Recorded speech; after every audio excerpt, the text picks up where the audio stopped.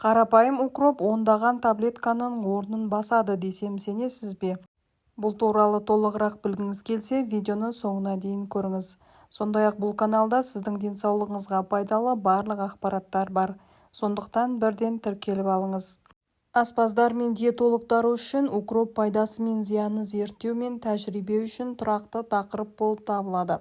Әлемнің көптеген тағамдарының дәстүрлі үстелінде укроп ең құрметті шөптердің бірі.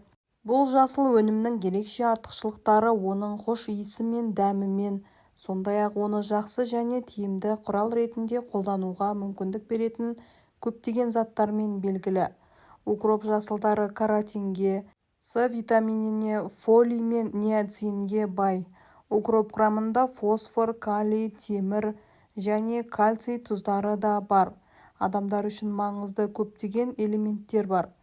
Укроптың айқын пайдасы оның ас қорыту жолын реттеу және жеңілдету қабілеті.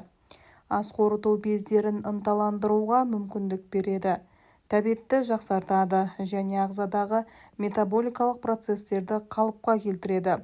Бұл метеоризм үшін өте пайдалы болып есептеледі. Укроп бүкіл жүрек-қан тамыр жүйесінің қызметін жақсартады және қан қысымын төмендетеді. Сонымен қатар ол холеретикалық және диуретикалық қасиеттерге ие. Цистит пен бүйрек ауруларының белгілерін жеңілдетеді.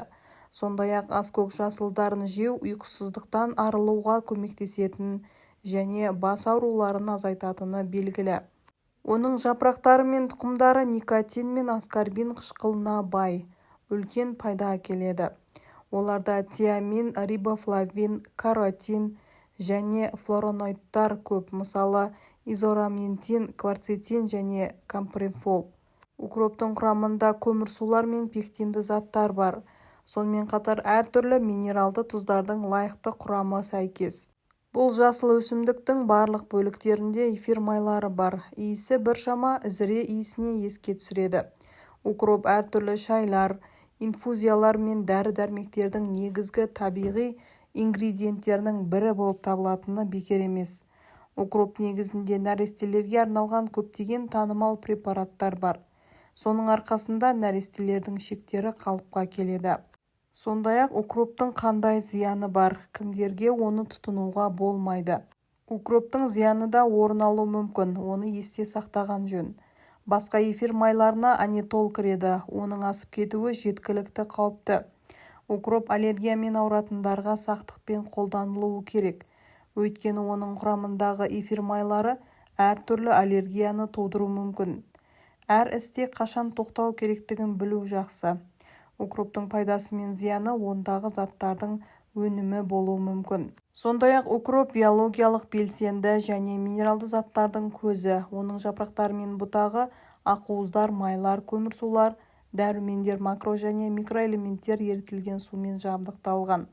Аскөк денсаулыққа пайдасымен қатар артық салмақтан арылуға да көмектеседі. Сымбатты дене бітіміне жетудегі қарапайым құралдың бірі ол укроп шайы. Оны дайындау өте жеңіл. Жуылған укроп будасын алып ұсақтап турау керек. Бұл мөлшерден 3 ас қасық укропты ыдысқа салып, оған жарты литр қайнаған су құйыңыз. Бұл ыдысты отқа қойып қайнаған соң 5 минут жай отта ұстаңыз. Дайын сусын суыған соң сүзіп алыңыз. Укроп шайын күніне жарты стаканнан 3 рет тамақтанудың алдында ішу керек. Укроп ақжелкенмен бірге қолдануға болады. Ол үшін кептірілген 1 ас қасық укроп пен 1 ас қасық ақжелкен керек.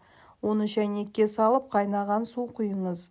Шайды 15 минутқа қалдырыңыз. Уақыт өткен соң қарапайым шайдың орнына осы дайындаған шайыңызды ішіңіз. Алайда күніне 1,5 литрден артық ішуге болмайды, себебі оның қатты несеп айдағыш әсері бар. Ал укроптың дәнін арықтауға қалай пайдалануға болады? 1 ас қасық укроп тұқымына 250 мл қайнаған суды құйып, бетін 60 минутқа жауып қойыңыз. Дайын сусынды сүзіп, күніне 3 мезгіл тамақтану алдында 100 мл-ден ішу керек. Егер артериялық қысымыңыз төмен болса, бұл сусынды абайлап ішкеніңіз абзал. Укроп тұқымы қызылмия, солодка шөбімен бірге артық салмақтан арылуға жақсы көмектеседі.